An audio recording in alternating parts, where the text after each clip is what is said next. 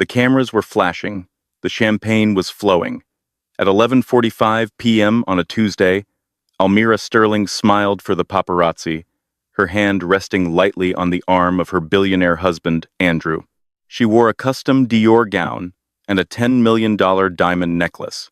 By midnight, she had vanished from the grand ballroom of the Pierre Hotel. No one saw her leave. But that wasn't the biggest shock, because by the time the sun rose over Manhattan, Almira was a ghost, and Andrew Sterling's $12 billion empire had completely, violently collapsed. He walked into the gala, a king, and by breakfast, he had literally nothing. This wasn't bad luck. It was the most brilliantly executed, ruthless financial assassination in modern history. Here is exactly how she did it.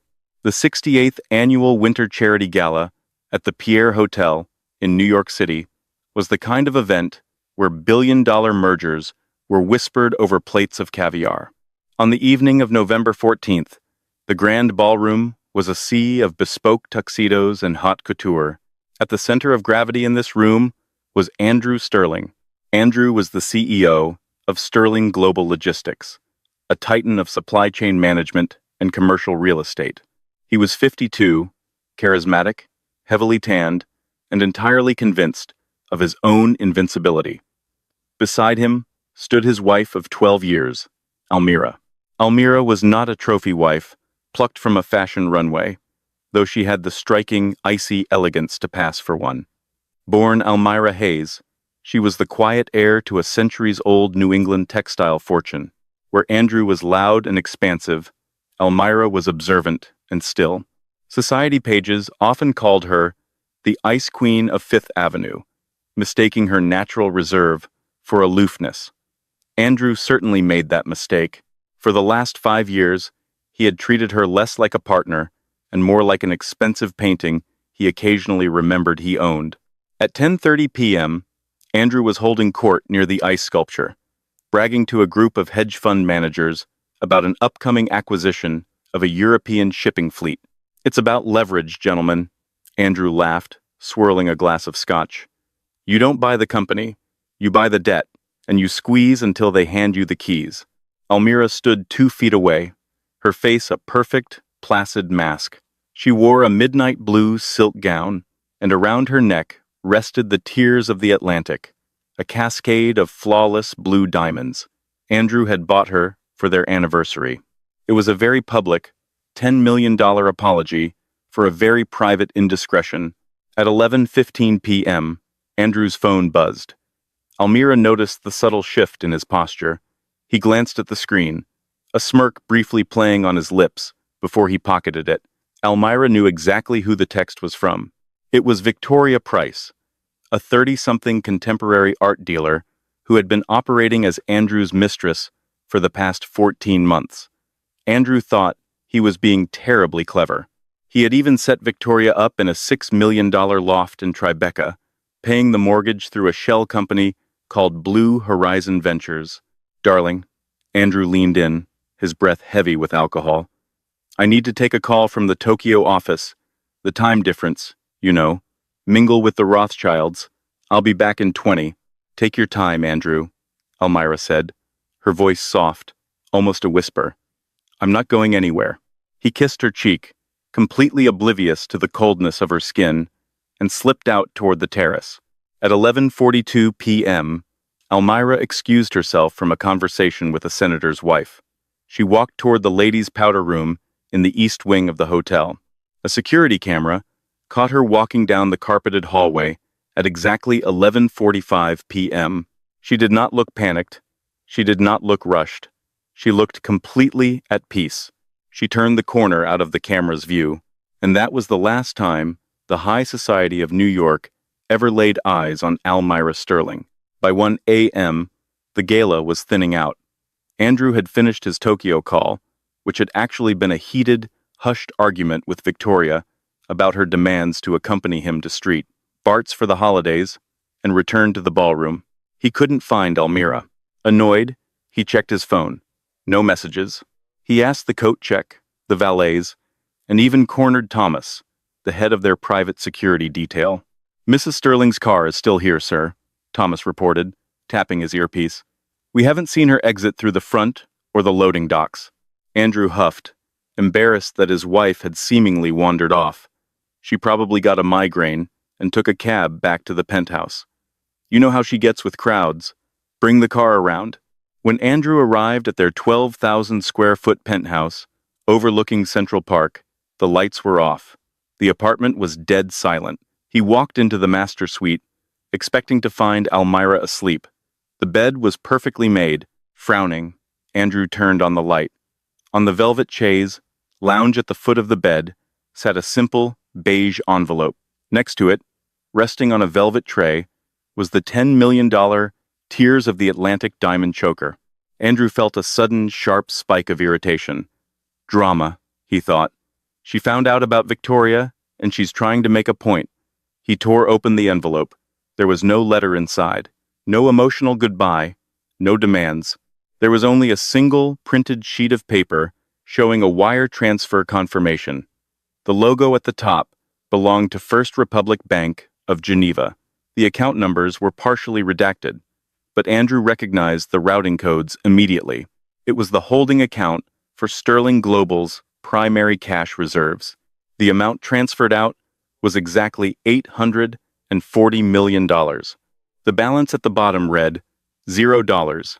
Andrew Sterling's heart slammed so violently against his ribs that for a moment he thought he might black out.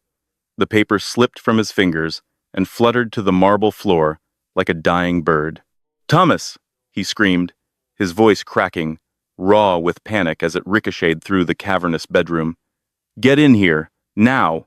The Sterling penthouse, usually alive with quiet efficiency, even at night, answered him with nothing but silence. Before his personal assistant could reach the bedroom doors, Andrew's phone began to vibrate on the nightstand, hard, relentless, as if possessed. 3:44 a.m. The caller ID made his stomach drop. David Caldwell, CFO. David was a man who had survived market crashes, hostile takeovers, and 3 federal audits without ever raising his voice. David did not panic. But when Andrew answered, David was gasping like a man running from a fire. "Andrew," David choked, breath hitching. "Andrew, tell me you authorized the protocol. Tell me you initiated the Black Swan transfers." Andrew froze. "What the hell are you talking about, David? What transfers?" There was a pause on the line, filled only with frantic breathing. "Everything," David said hoarsely. "Everything is gone. The Cayman holding accounts, the Luxembourg trusts, the liquid reserves earmarked for the European shipping acquisition. As of midnight, the firewall was breached from the inside. The funds weren't just moved, Andrew. They were liquidated, converted, dispersed through over 100 crypto tumblers and offshore blinds." Andrew's grip tightened around the phone. "That's impossible," he roared, pacing the bedroom, his eyes snagging on the diamond necklace lying abandoned on the dresser. "Those accounts required dual authorization. My biometric key and yours. I didn't authorize a damn thing," David shouted back, his composure finally shattering.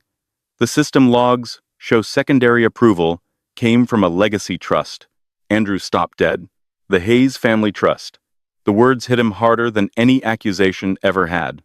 10 years ago, back when he was still hungry, still climbing, Andrew had convinced Almira to link her family's ancient, impenetrable trust to his corporate banking structure. He'd framed it as a harmless technicality, a way to improve creditworthiness for his first major expansion. "You'll never have to think about it," he'd told her, smiling. "It's just paperwork."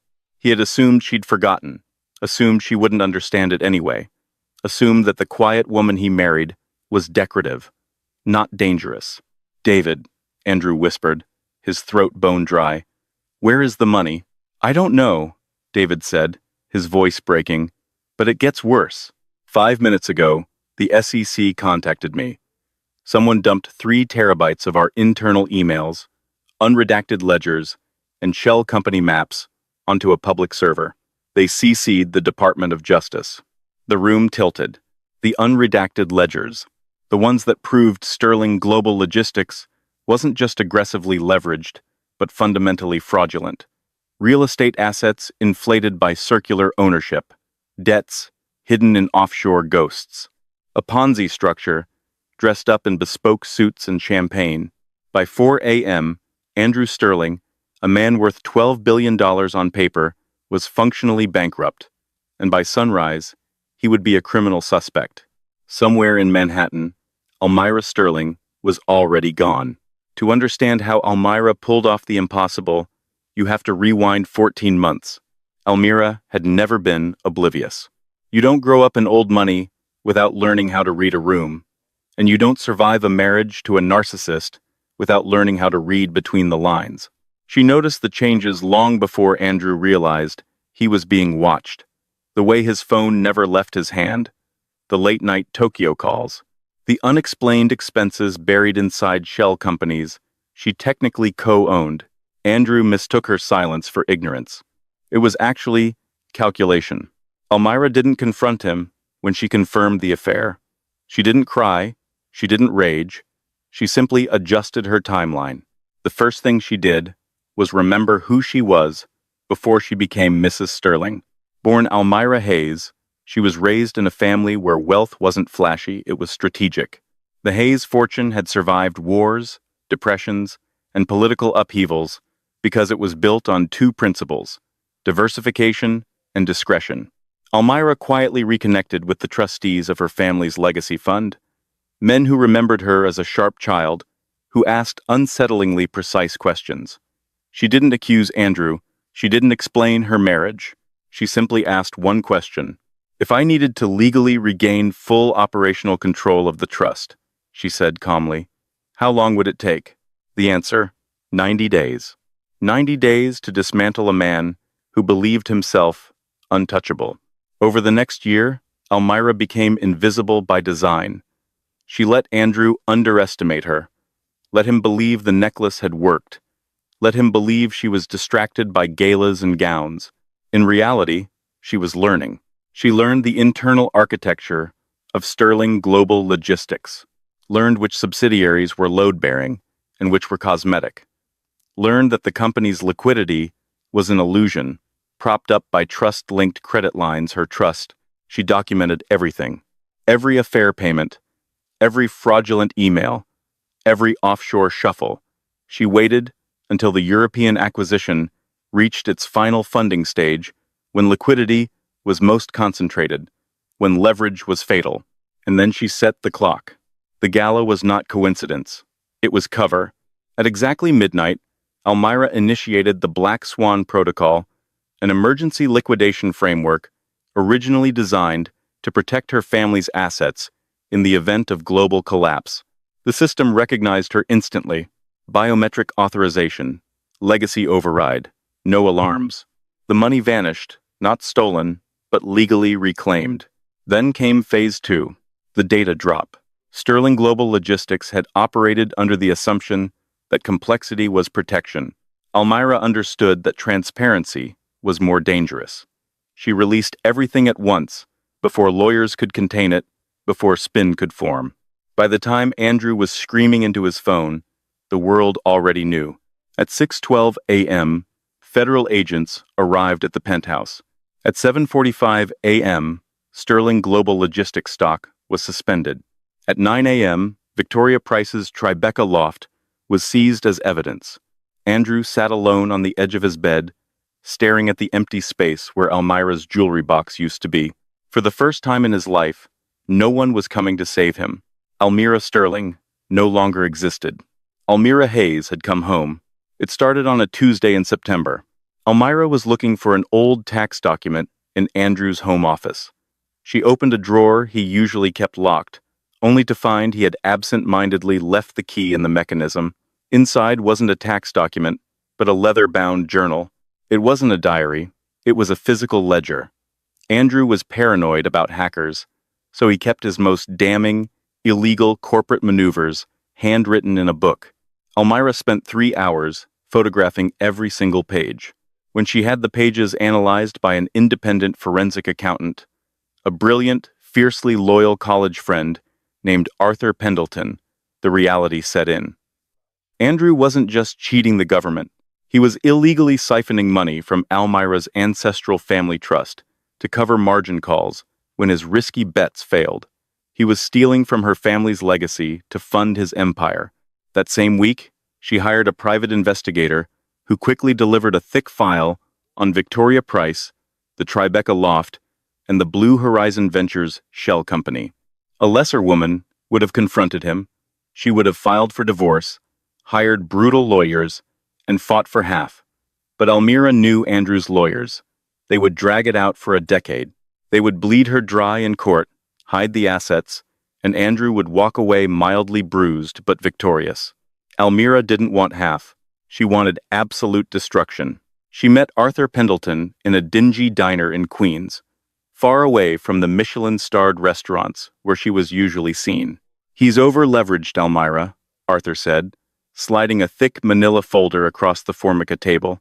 "His whole company is a house of cards. If you pull your family trust out, the bank will call his loans, and Sterling Global collapses." "I don't just want it to collapse, Arthur," Almira said, stirring her black coffee.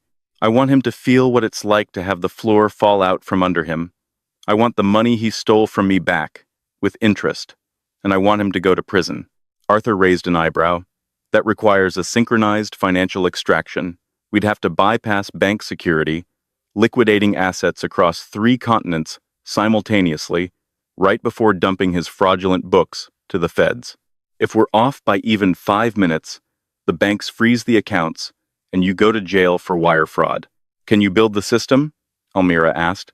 "I can write the code," Arthur said slowly. "A dead man's switch.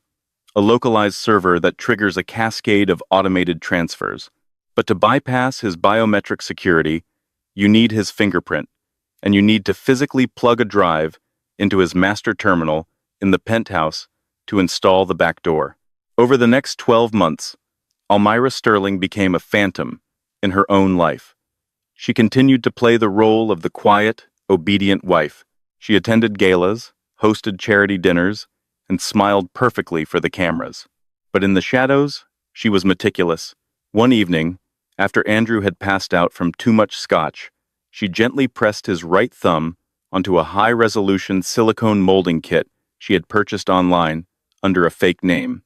From that mold, Arthur created a microscopic, wearable thumbprint film. 3 weeks before the gala, while Andrew was in London on business with Victoria, Almira walked into his home office. She slipped the thumbprint film over her own thumb, bypassed his safe, logged into his terminal, and inserted a flash drive no bigger than a stick of gum. Arthur's malicious code flooded the Sterling Global mainframe. It lay dormant, entirely invisible to David Caldwell and the IT department. It was a digital bomb, waiting for a single keystroke to detonate. Almira had chosen the night of the Winter Gala for a very specific reason. The gala fell on the 14th of the month. Because of international banking laws and time zone delays, transfers, initiated exactly at midnight, Eastern Standard Time, on that specific Tuesday, would hit the clearinghouses during a 4-hour blind spot in European regulatory oversight. It was the perfect window to move billions without triggering an immediate manual freeze. But Almira needed an alibi, and she needed a distraction. She needed Andrew to be so focused on his own vanity that he wouldn't notice his wife evaporating into thin air until it was much, much too late. At 11:45 p.m., the security camera in the east wing of the Pierre Hotel captured Almira Sterling turning the corner. What the camera did not see was the door to the service elevator, located exactly 8 feet down that blind hallway. For 3 months leading up to the gala, Almira had quietly volunteered to head the event's floral arrangement committee. It gave her unfettered access to the hotel's blueprints and vendor schedules. She knew that, at 11:47 p.m., the catering crew would be clearing the main dinner service, leaving the freight elevators entirely unmanned for a crucial 6-minute window. Almira slipped into the service elevator and hit the button for the sub-basement. As the car descended, she moved with practiced mechanical efficiency. She unclasped the $10 million Tears of the Atlantic choker and placed it delicately into a velvet pouch. She unzipped the custom Dior gown letting it pool around her ankles, revealing a simple, tailored black turtleneck and dark slacks she had been wearing underneath. From a canvas tote bag stashed behind a stack of linen carts earlier that afternoon, she pulled out a chic, shoulder-length auburn wig and a pair of thick, tortoiseshell glasses. By the time the elevator doors chimed open in the concrete bowels of the hotel, Almira Sterling, the icy billionaire's wife, was gone. In her place stood a remarkably average-looking woman. She walked purposefully past the hum of the industrial washing machines and exited through the loading dock doors out onto East 61st Street. The freezing November wind bit at her face, but she barely felt it. A gray, unmarked sedan was idling next to a fire hydrant. The driver, a former private intelligence contractor named Samuel, unlocked the doors without looking at her. Almira climbed into the back seat, opened a reinforced, military-grade tablet, and watched the digital clock in the corner of the screen tick down. 8:06 p.m. On beer. 9 p.m. Midnight. Execute, Almira whispered. She pressed a single, glowing red icon on the screen. Miles away in Andrew's penthouse, the flash drive she had planted weeks ago woke up. Arthur Pendleton's malware bypassed the dual authentication firewall using Andrew's stolen biometric data. In the Cayman Islands, the servers at Trident Trust Corporate Services registered a massive, authorized withdrawal. $240 million, completely untethered from Sterling Global's corporate accounts, evaporated into a Byzantine network of decentralized crypto exchanges. In Zurich, the private wealth managers at Credit Suisse received an automated, authenticated directive to liquidate Andrew's personal stock portfolio at market value. The resulting $300 million was immediately wired out to a series of blind trusts registered in the Seychelles trusts that Almira had established under the maiden name of Andrew's own mother, ensuring the paper trail would point entirely back to him. But the most devastating blow wasn't the theft. It was the exposure.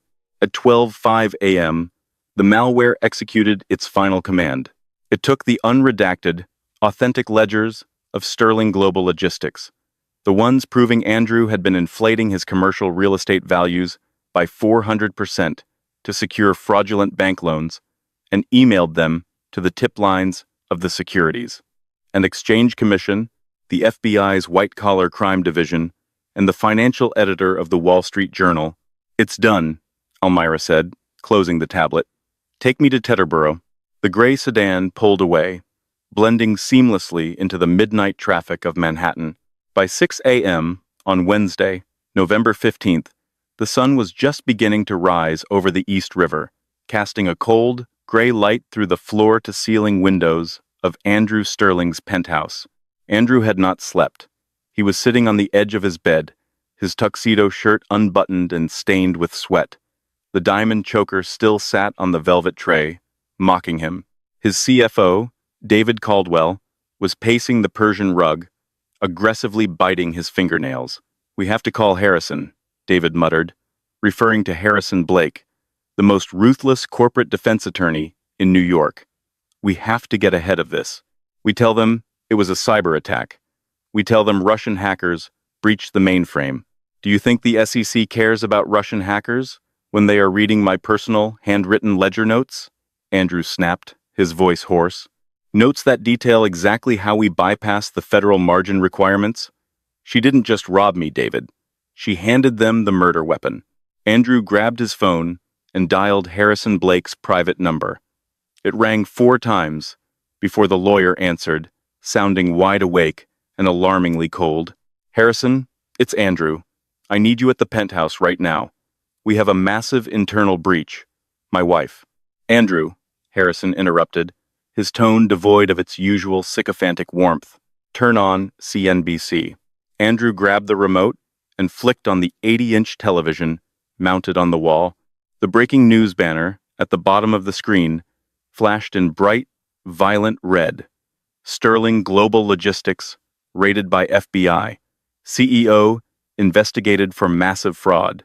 Helicopter footage showed a swarm of dark SUVs surrounding the glass and steel skyscraper of Sterling Global in Midtown.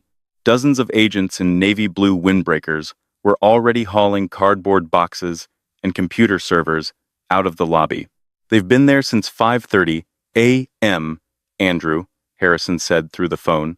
"A federal judge signed a no-knock warrant in the middle of the night. The DOJ has the unredacted books. They have emails. They have wire transfers from this morning showing you moving $800 million to offshore accounts in the Seychelles." "That wasn't me," Andrew screamed. "That was Almira. She set me up." "The accounts are registered under your late mother's name, Andrew," Harrison replied flatly, "and the biometric logs show your fingerprint authorized the transfers. The narrative the feds have is that you knew the company was going under, so you looted the treasury and tried to frame your missing wife." Andrew felt the blood drain entirely from his face. The room began to spin.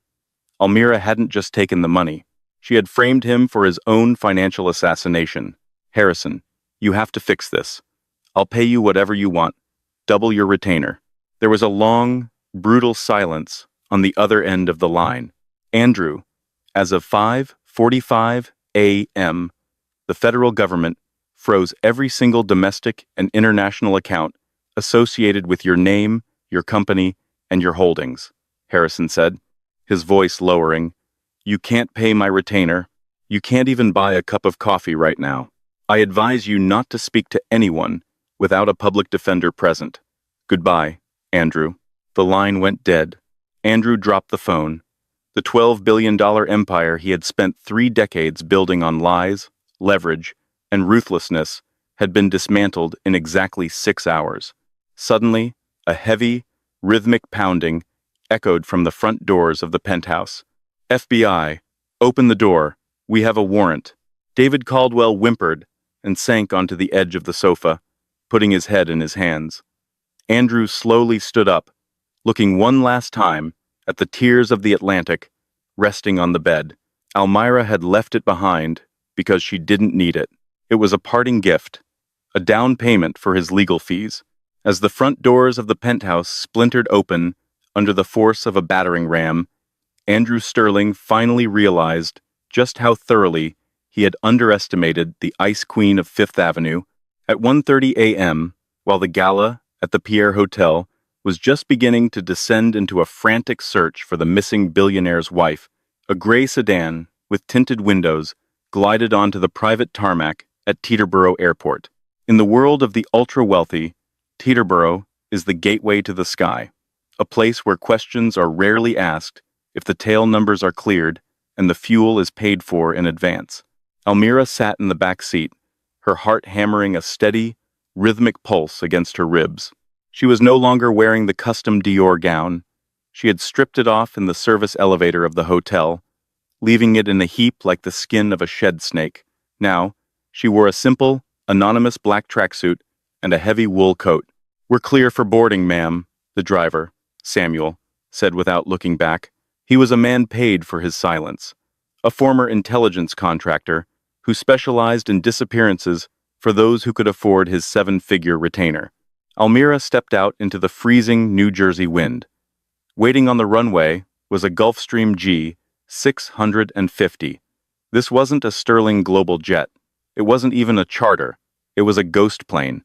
For the last year, Almira, with the help of Arthur Pendleton, had been funneling small, untraceable amounts of money into a European medical supply conglomerate called Aegis Biomed. On paper, the company was legitimate. In reality, it was a shell designed for this exact moment. As she climbed the air stair, she looked back at the Manhattan skyline one last time. Somewhere in that glittering cluster of lights, Andrew was realizing his world was on fire. She felt no pity. She felt only the cold, sharp relief of a prisoner who had finally picked the lock. Inside the cabin, the lights were dimmed. The pilot, Captain Jonathan Reed, stood by the cockpit door. He was a veteran flyer who had spent 20 years flying black flights for various agencies. He knew that the flight plan he had filed, a direct hop to Shannon, Ireland, for refueling before heading to Geneva, was a fabrication.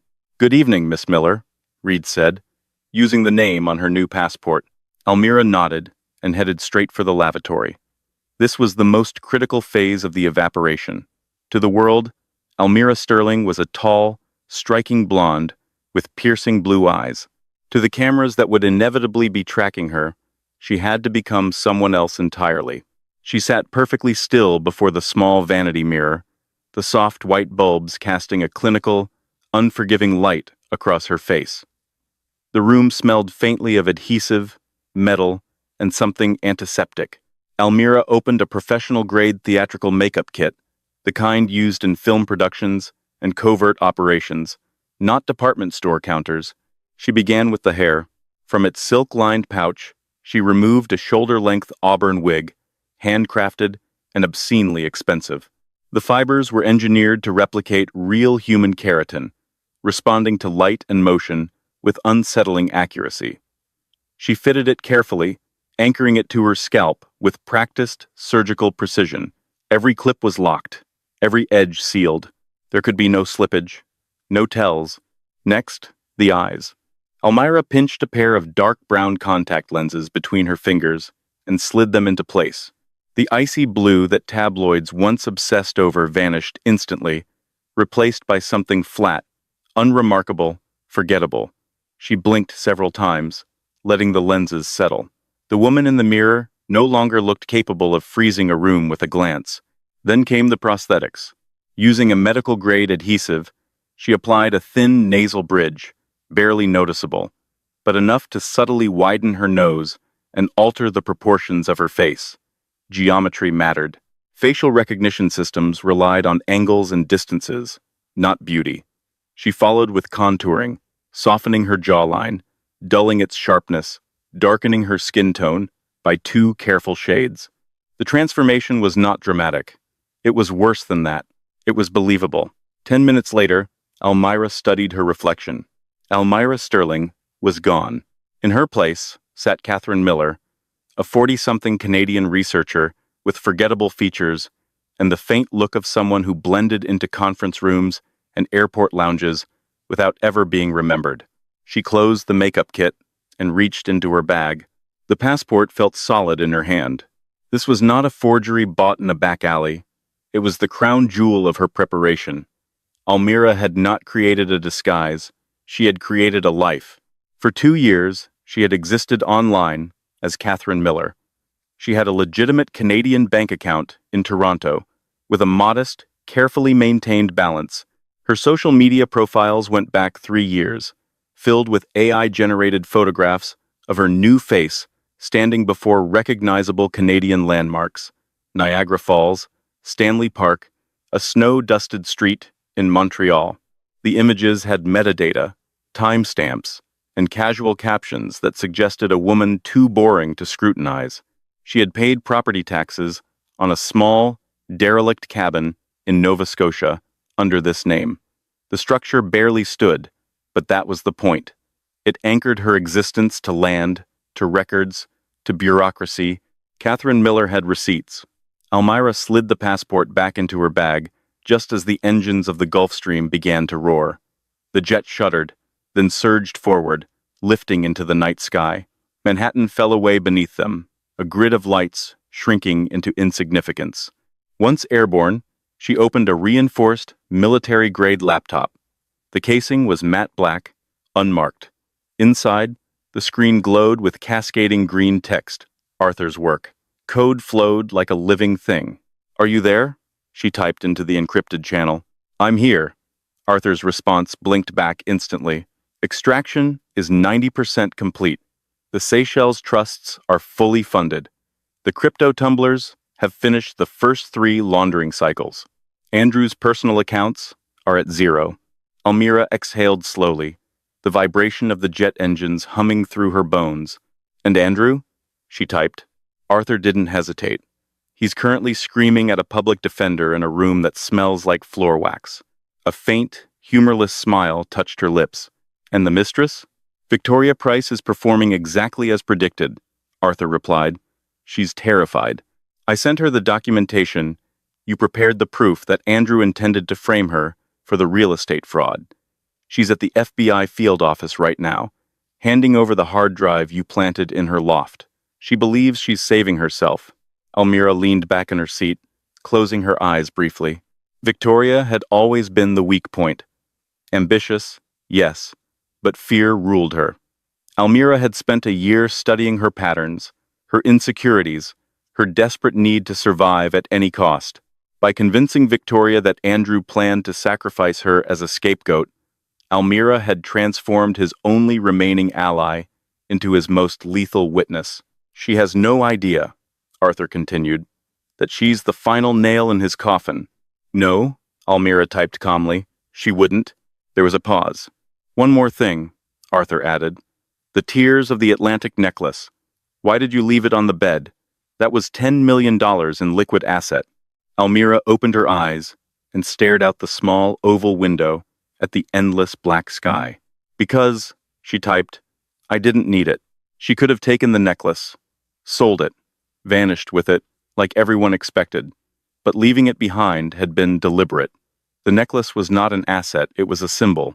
A public apology for a private betrayal, a reminder of everything Andrew thought money could fix. She wanted him to see it every time he replayed the night in his mind, wanted it burned into his memory, as proof that she had never needed his wealth, only access. The jet continued eastward, cutting silently through the dark. By the time it landed, Almira Sterling would exist only in court filings and scandal headlines. Catherine Miller would step onto foreign soil with a clean passport, a quiet past, and a future that belonged entirely to her. For the first time in years, she closed the laptop, rested her head back, and allowed herself to breathe. The war was over, and she had won. Almira typed back slowly. It wasn't a necklace, Arthur. It was a leash. Every time Andrew looked at it, he saw his power over me. Leaving it behind is the only way to show him that his power has no value where I'm going. Besides, the FBI needs a motive for the murder charge. A $10 million parting gift, followed by a missing wife? It looks like a payoff that went wrong. It makes him look guilty of something much darker than fraud. She closed the laptop. The hardest part was yet to come, the transition. At 4 a.m., the jet touched down at Shannon Airport in Ireland. This was the pivot point. If she stayed on the plane to Geneva, the trail would be too easy to follow. International authorities would eventually track the tail number. Almira walked off the plane as Catherine Miller. She carried a single carry-on bag. She didn't go through the private terminal. Instead, she used the main airport bypass, showing her Canadian passport to a sleepy customs officer who barely looked up from his screen. Purpose of visit? He asked, his Irish accent thick. Research for a book, Almira said, her voice pitched slightly lower, her Canadian accent flawless, a result of 6 months of secret dialect coaching, the history of the wild Atlantic way. The officer stamped her passport. Enjoy the rain, Miss Miller. She walked out of the terminal and into the damp, gray Irish morning. A modest Peugeot was waiting for her in the long-term parking lot, the keys hidden in the wheel well as arranged. She didn't head for a luxury hotel. She drove south, toward the rugged, mist-covered cliffs of County Kerry. As she drove, she reached into her pocket and pulled out a specialized burner phone. It was the last link to her old life. She dialed a number she had memorized months ago. Silas? She said, when the line picked up. Silas Monroe, the private investigator she had used to flip Victoria Price, answered. The news just broke on the wires, Almira. Or should I say, Catherine? The FBI has officially declared Andrew Sterling a person of interest in your disappearance. They've found the evidence in the Tribeca loft. The narrative is set. He's being painted as a desperate man who looted his company and silenced his wife to cover the tracks. Good, Almira said. Is the secondary transfer ready? Yes, Silas confirmed. The $5 million for Victoria has been moved to an escrow account. She gets it the moment Andrew is indicted, and Arthur's fee has been cleared. Everyone is happy, and everyone is silent. And you, Silas? I'm retiring, just like we discussed, Silas chuckled. I'm heading to a beach in Thailand, where they don't even have cell service. It's been a pleasure helping you burn the kingdom down, ma'am. Elmira ended the call and pulled over to the side of a deserted coastal road. Below her, the Atlantic Ocean crashed violently against the black rocks. She stepped out of the car, the salt air filling her lungs. For the first time in 12 years, she didn't feel the weight of the Sterling name. She didn't feel the suffocating pressure of being a trophy or a brand. She took the burner phone, snapped the SIM card in half, and hurled the device into the churning gray water below. She watched it disappear into the foam. She wasn't just a woman who had run away. She was a woman who had meticulously erased a monster and reclaimed her soul in the process. Andrew Sterling had spent his life thinking he was the smartest man in every room, the ultimate predator in a world of prey. He never realized that the most dangerous predator isn't the one who roars. It's the one who stays silent, watches the patterns, and waits for the perfect moment to step out of the frame entirely. Elmira got back into the Peugeot and turned the heater on. She had a long drive ahead of her, across the border and into a life where Catherine Miller could finally breathe. The Ice Queen was gone. The ghost had taken her place, and the morning sun was finally beginning to break through the Irish mist. The downfall of Andrew Sterling wasn't just a corporate implosion. It was a psychological dismantling. The media instantly dubbed it the Thanksgiving Massacre, as the story of the billionaire who allegedly looted his own company and murdered his wife dominated every single news cycle globally. To understand the sheer genius of Elmira's final trap, we have to look at what happened inside the walls of the FBI field office in Lower Manhattan. Exactly 72 hours after the Winter Gala, Andrew sat shivering in an interrogation room. He was still wearing the same trousers from his bespoke tuxedo, though the jacket and shirt had been seized as evidence. Across the stainless steel table sat Special Agent Thomas Croft, a veteran of the white-collar crime division who had zero patience for Manhattan billionaires. Croft didn't start by asking about the offshore accounts in the Seychelles. He started by sliding an 8 by 10 glossy photograph across the table. It was a macro shot of the right cuff of Andrew's seized tuxedo jacket. "Do you know what that is, Mr. Sterling?" Agent Croft asked, his voice deadpan. Andrew squinted at the image. There was a microscopic, rust-colored smudge on the edge of the French cuff. "It's a stain. Wine, probably. Someone bumped into me at the ice sculpture." "It's blood, Andrew," Croft corrected him, and the DNA rapid test came back a match for Elmira Hayes Sterling. "We also found traces of it in the trunk of your private town car, the one your security detail drove back to the penthouse." Andrew's heart stopped. The hug. Right before Elmira left for the powder room, Andrew had leaned in to kiss her cheek. She must have pricked her own finger and deliberately wiped it on his cuff. And the trunk? She had full access to the garage for weeks. "I didn't touch her," Andrew stammered, his hands shaking violently against the table. "She set me up. She transferred the funds. She hacked the mainframe. She planted that blood." Agent Croft sighed heavily, the way a parent sighs at a lying child. He slid a second document across the table. "This is a life insurance policy, Andrew, for $50 million. It was taken out on Elmira's life exactly 3 weeks ago. The sole beneficiary is you. Our cyber division tracked the IP address used to finalize the digital signatures. It came directly from your private, biometric-locked terminal in your home office." The room began to spin. Elmira hadn't just used his fingerprint to install Arthur's malware. While she was logged into his terminal, she had taken out an exorbitant life insurance policy on herself.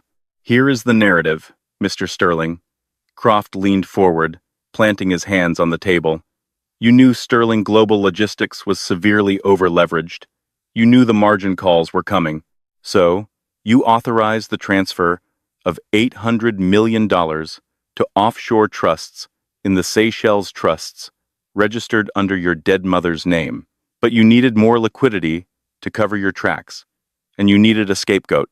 You killed Elmira, disposed of her body in a blind spot, and tried to make it look like she ran off with the money. That is an insane conspiracy theory," Andrew screamed, tears of absolute panic streaming down his face. "No, Andrew," Croft said coldly. Your wife being a secret hacker mastermind who framed you from beyond the grave is the insane conspiracy theory. We have the motive, we have the blood, we have the financial records. You are going away forever. Andrew was immediately remanded to the Metropolitan Correctional Center. Bail was entirely denied due to the missing hundreds of millions of dollars, making him the ultimate flight risk. For the first 48 hours, in his 6x8 concrete cell, Andrew clung to the hope that his high-powered defense attorney, Harrison Blake, would tear the FBI's circumstantial case to shreds. But when Harrison finally visited the prison, he did not bring a legal strategy. He brought an ultimatum. The Department of Justice invoked the RICO Act, Andrew, Harrison said, standing on the other side of the plexiglass. He didn't even bother to sit down. Every single asset you have, every domestic bank account, the penthouse, the cars, the Hamptons estate, it is all frozen, seized by the federal government, so unfreeze it, Andrew yelled through the intercom. File an injunction. I don't work for free, Andrew, Harrison replied, adjusting his tie. My retainer is tapped out. You are officially indigent. The state will provide you with a public defender. Goodbye, and good luck. When Harrison walked out of the visitation room, the last remaining pillar of Andrew's $12 billion ego shattered completely. He was assigned a wildly overworked federal defender named Brian Peterson. Peterson looked at the 3 terabytes of unredacted ledgers detailing Andrew's massive real estate fraud, Victoria Price's damning cooperation agreement, and the FBI's mounting murder case, and gave Andrew the brutal reality. If we go to trial, they are going to seek a life sentence for the murder of your wife, Peterson explained, organizing a messy stack of manila folders. And honestly, with the blood evidence, the insurance policy, and your history of extreme financial deception, a jury will convict you in 2 hours. But the district attorney has a problem. They don't have a body. Going to trial without a body is risky for them. Because she isn't dead, Andrew pleaded, grabbing the metal grate. Brian, you have to find her. Check the flight logs. Check the encrypted servers. Stop it, Andrew, Peterson snapped. Listen to me. They are offering a deal. If you plead guilty to all 22 counts of wire fraud, securities fraud, embezzlement, and money laundering, they will drop the murder investigation. They will classify Almira as a missing person, presumed dead, and you will serve 45 years in federal prison. No parole. Andrew stared at the cinder block wall. 45 years. He was 52 years old. It was a functional life sentence. But if he fought it and lost the murder trial, he would be sent to a maximum security penitentiary, or worse, put on death row, depending on federal jurisdictions. Almira had engineered a trap so suffocatingly perfect that Andrew's only logical move was to confess to the financial crimes she had framed him for, just to avoid being executed for a murder she faked.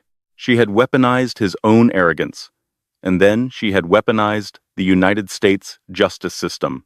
On February 12th, wearing a bright orange jumpsuit, Andrew Sterling stood before a federal judge and quietly said the word, guilty.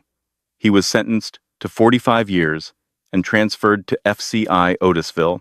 He had no money, no allies, and no legacy. 7 months after the winter gala, while Andrew was learning to mop the cafeteria floors of a federal prison, a heavy, wax-sealed envelope arrived at the administrative offices of the Hayes Family Trust in Boston. It was postmarked from a small postal branch in Sintra, Portugal. Inside the envelope was a cashier's check drawn from a notoriously secretive, heavily encrypted Swiss cantonal bank. The amount was exactly $312 million, the precise amount Andrew had illegally siphoned from Almira's family legacy, plus a staggering 20% interest to account for lost market gains. There was a small, handwritten note attached. It was written on thick, cream-colored cardstock in Almira's elegant, unmistakable cursive. Debt settled. The family legacy is secure. The remaining liquid assets have been anonymously dispersed to the employee pension funds that Andrew attempted to dissolve, as well as various global charities supporting victims of corporate fraud. Furthermore, the debt on Andrew's flagship commercial properties has been purchased through a blind trust and forgiven, transferring the buildings to the city for affordable housing. His empire is entirely gone. Do not look for me. I am finally awake. Almira Sterling had orchestrated the perfect crime because, in her eyes, it wasn't a crime at all. It was a surgical repossession.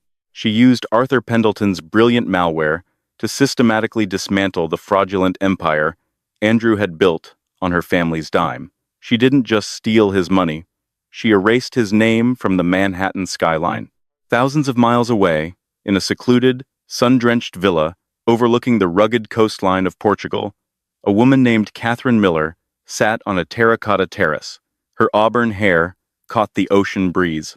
She wore a simple white linen dress, a stark contrast to the heavy $10 million diamonds she used to wear like a collar. Her phone buzzed once on the glass table. It was an encrypted text from an unknown number. It simply read, "The board has accepted the real estate transfer. The king is in the dungeon. The board is clear." Catherine smiled, picked up her glass of local Vinho Verde, and took a slow, peaceful sip. The Ice Queen of Fifth Avenue had never melted. She had simply changed the climate, leaving the man who thought he owned her to freeze in the dark while she stepped effortlessly into the sun. And that is the incredible, chilling story of how a billionaire's wife executed the most flawless financial disappearance in modern history. Almira Sterling proved that the most dangerous person in the room isn't always the loudest. It's the one who watches, waits, and plans. What do you guys think? Was Almira a criminal mastermind who went too far? Or was she completely justified in taking down a man who stole her family's legacy and her life? Let me know your exact thoughts down in the comments below. I read every single one. If this story had you hooked, hit that like button. It really helps the channel out. And if you want more insane, real-life mysteries, corporate takedowns, and true crime stories, make sure to subscribe and ring that notification bell so you never miss an upload. Thanks for watching, and I'll see you in the next video.